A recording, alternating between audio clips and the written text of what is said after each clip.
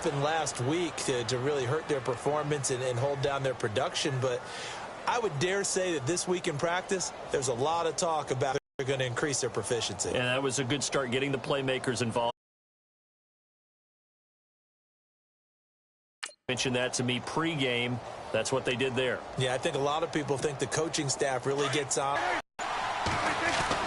Prescott looks to throw on first. He couldn't quite hold it. Got hit. Ball pops out. Incomplete. So a glance here at the key inactives. There's other reasons, but this list, one of the reasons they've been struggling some this year. And one that they won't make excuses with, but everyone knows that this is the key reason. Without these players, it's made it very difficult for them this season. They've battled, they've scrapped. But without those guys, hard to win games. And he's out of bounds just before the midfield stripe at the 49. A nice job to get 8 there after the incompletion, and now they'll look at a 3rd and 2 coming up. I know the toss play begins with the guy taking the snap and turn around and tossing it to the runner. But where the real intrigue is, can they seal the edge? Whether it's an offensive tackle or a tight end in the direction they want to run the football. If they do that, that's the result that you get, that type of a gain. If they don't, oftentimes it's not a very successful play. He needed 2, he got 1, and that's going to leave him with 4th down at a yard. The booth, you know that one that says the D and then the pencil that you put up next to it? How about that? They brought out the jumbo package and still couldn't move him off the line of scrimmage enough to pick up that first down. Impressive. They were ready defensively for that jumbo set. Now it's Morris. And he gets it down to the 48, enough for the convert and move the sticks. Oh, he's not going to get it by much, but on 4th and 1, all you're worried about is moving the sticks. And here he's able to fight his way forward for a couple of yards, and that's all he needed.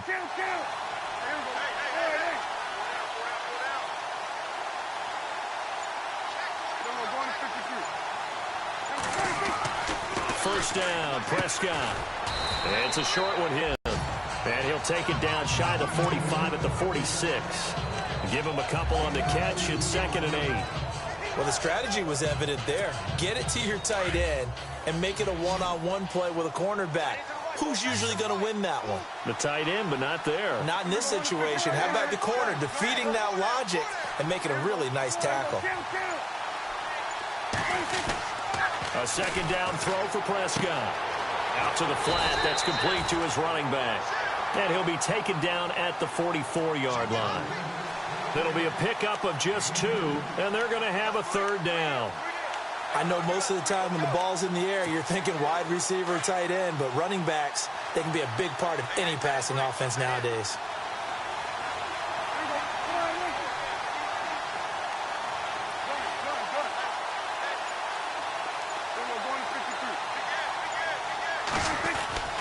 Prescott to throw it. Down he goes. The 49ers get there. The rookie from Alabama, Reuben Foster. And that's going to bring up a 4th down. Now, that was just absolute perfect man coverage. Nowhere for them to go to a sack. And that's really difficult to do in today's NFL with all these gazelles running around that you're trying to cover in the secondary. And he gets this away, and look at this. This is a good one. And this is going to carry well into the end zone for a touchback. So here's the first drive now for the 49ers. They'll be led out by their dual-threat quarterback out of TCU in Fort Worth, Texas. It's Trevon Boykin. And this is a game for grit, determination, and somehow finding a way not to panic. What a horrible start for them. I mean, they haven't won a game yet. So now, as a quarterback, you're not just talking to your team. You've got to demonstrate to them what they need to do to win. He's got to be the leader by how he plays. And he's brought down, getting this one up to about the 35. And a nice carry there of 15 yards.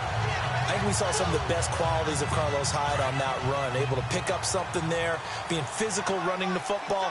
But I think he's got really good vision and great feet. He's going to be the key to this offense really being revitalized. They run again with Hyde on first. Call it a gain of 4 on first, and that'll make it 2nd down.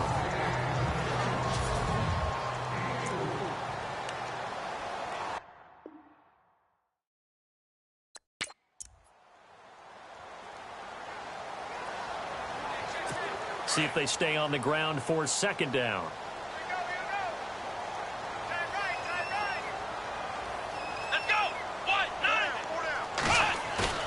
They go play action with Boykin. Nowhere to escape, and he goes down. Well, that play was the very definition of fast, quick, and in a hurry. Suddenly, he was there. Yeah, blink of an eye. That happened fast and a back. Come on, let's go. Play action. Now Boykin. Under pressure again, and down he goes again. Man, he got in there so quickly, Charles. What could the offense have done to adjust and account for that? But what you're hoping is that you figure out and you see and get a clue that maybe there's going to be some pressure coming at you, and you change the blocking schemes. Maybe you go to max protection. The biggest one is maybe you bring your running back in to try and keep you clean. But in that case, that didn't happen.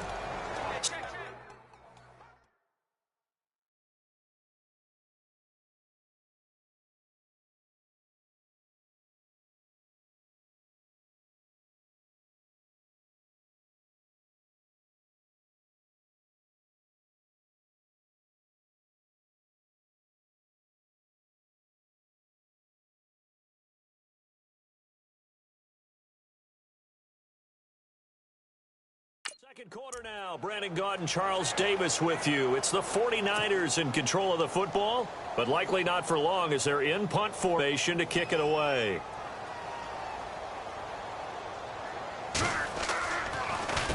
And this is away. It's a high kick, and he got all of it.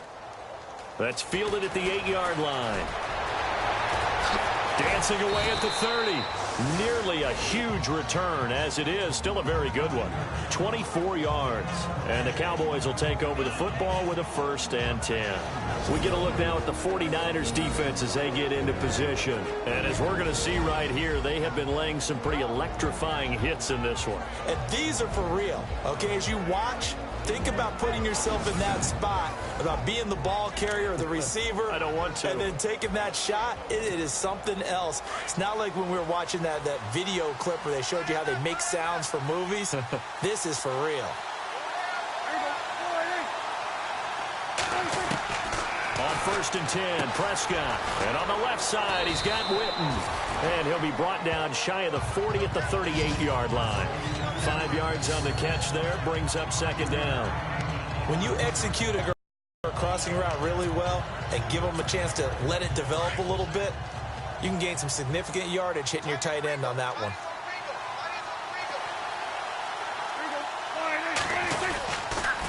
Now a toss play. It's Morris.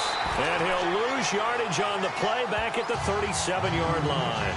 He'll wind up losing a yard on the play, and that's going to bring up a 3rd down. Every year I go to the combine and marvel at the speeds that linebackers are running nowadays. They run like DBs. And let's face it, they know how to finish plays too. Eyes up, head up, run right through them. The Cowboys on 3rd down. Just 1 for 3 thus far. This will be 3rd and 5.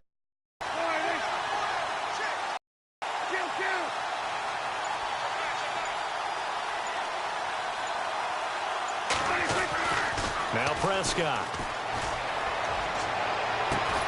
He completes it to Bryant. And he has the 1st